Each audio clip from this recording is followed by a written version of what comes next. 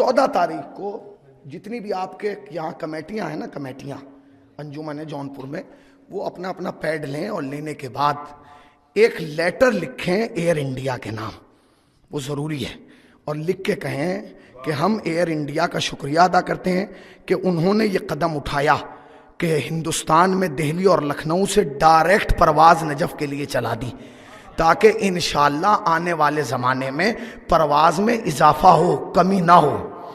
और ये भी यकीन जानिए कि नजफ़ जो ये फ्लाइट जाएगी उसमें भी आप ही जाएंगे, कोई और नहीं, क्योंकि कुछ भी हो कुत्ता नजफ़ नहीं जाता।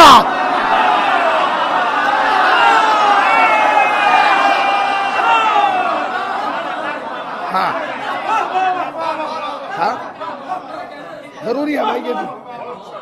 हाँ, उस परवाज में भी आप ही जाएंगे। क्यों? इसलिए कि कुछ भी हो कुत्ता नजफ़ नहीं जाता।